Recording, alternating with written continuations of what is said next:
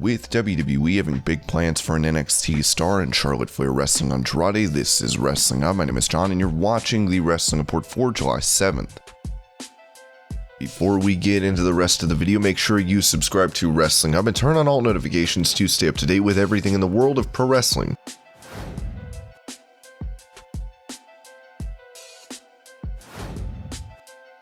Total Divas aired from 2013 to 19 as Eva Marie was one of the original cast members. After leaving the company in 2017, she has recently made a return to the chagrin of fans. Now with TV Insider, she talked about the influence of that show on the women's division in WWE. I'm super fortunate and happy that I had that opportunity. In hindsight, it is crazy. I was doing everything for the first time on camera as well. Whether it was in the company filming a reality show, being in a relationship, getting married, it helped me grow so much. It opened so many eyes to more women becoming fans of WWE. Total Divas was on the E! Network, so you're opening up the demographic to so many women to watch that show and channel. Total Divas came around and now all of a sudden they're watching Raw and SmackDown. It was really where the whole evolution of women and women's wrestling really started and got talked about. I was grateful to be on it for 6 seasons because it created such an awesome fan base for me. While Total Divas played a part in more people tuning in to watch wrestling, most acknowledge the uptick in quality of matches and caliber of talent for being the driving forces behind the success of women's wrestling in WWE.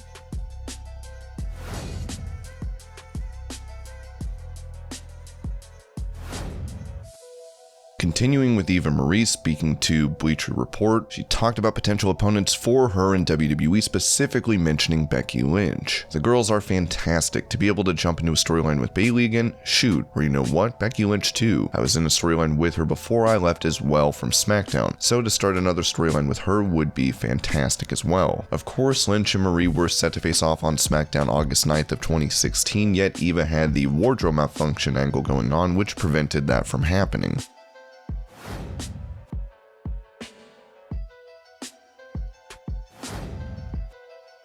Former WWE star Killian Dane is waiting on his non-compete clause to expire after being released last month. In the meantime, he sat down with Sportskeeda talking about the differences between Vince McMahon and Triple H handling creative issues behind the scenes. So I would say Triple H is a little more hands-on a regular basis. It's like you will have way more access to Triple H for NXT than you would have Vince, because Vince is, you take away the fact that like he is going to be the head of the shows and whatever like that. He is also the CEO of the company. So you're asking, there's a very small window that he is going to be available to be seen. That is problematic, I guess, for some people because they want to barge in and he might not be there. So I understand that might be difficult for people. At the same time, it's like I can't imagine any other place in the world where you could actually go and have a conversation with the CEO of a company on a regular basis. So you know, that's me coming at it from a different perspective. But for me, working under Triple H was great because I find it really easy talking to him, easy to understand what he was looking for.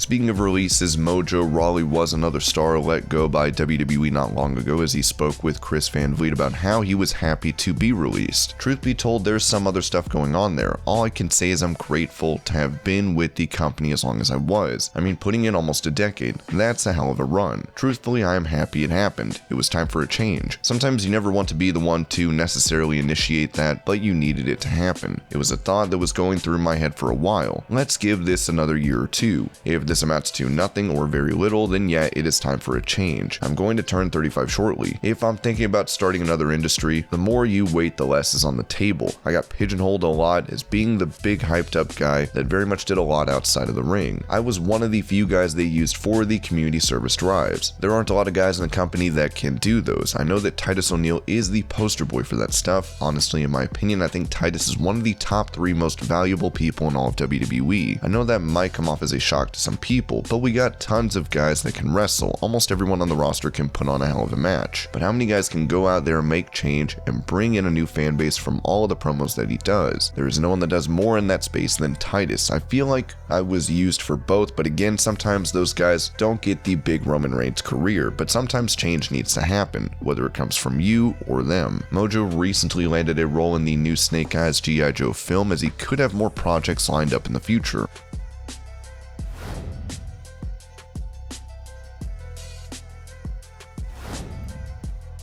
A star in WCW and WWE, Marc Mero has spoken out in the past about how steroids and drug abuse have ruined the lives of many in wrestling, as he believes his openness on this subject has cost him his relationship with WWE, saying this on the Such Good Shoot podcast. When I spoke out against it, and obviously am vilified from wrestling and blackballed, and probably will never be invited to a WrestleMania, whatever, but here's the thing guys, you've got to be proud of what you're looking at in the mirror every day. Because of that, because of me and some other guys that stood up, now any wrestler that ever stepped foot in WWE gets free drug and alcohol rehab.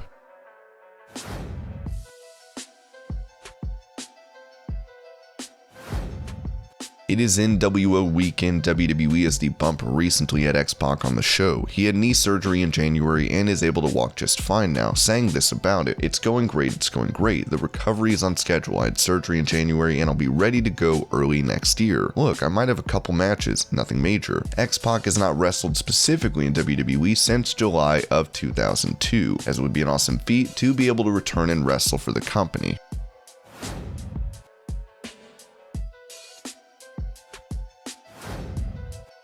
Former NXT champion Tommaso Ciampa recently spoke to Sportskeeda about feuds he's interested in having. "There is not much difference to me if I face Randy Orton on Raw or SmackDown or NXT. I don't care if Edge comes to my house or I have to go to his home. I don't have a preference if me and Roman Reigns have to prove who the best in the world is at WrestleMania or at TakeOver." Edge's wife, WWE Hall of Famer Beth Phoenix, responded to this interview writing, "I'll leave the light on. The world needs Ciampa versus Edge. While he is still on the black and gold brand, Ciampa could be called up to SmackDown or Raw in the near future to make these rivalries come to life."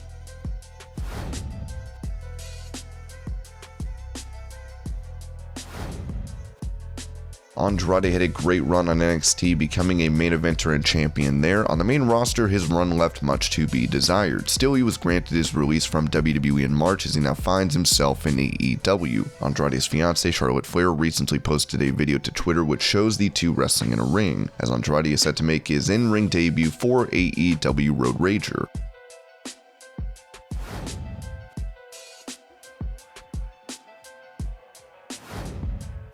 When it comes to NXT, WWE has a plan to emphasize the cruiserweight division with bigger names, as Roderick Strong is going to be one of those featured stars, with Fightful noting we've been told Roddy figures big into NXT's 2021 plans, especially their efforts to add marquee value to the cruiserweight title. Strong, with his Diamond Mine faction, looks to take NXT by storm once again following the breakup of the Undisputed Era.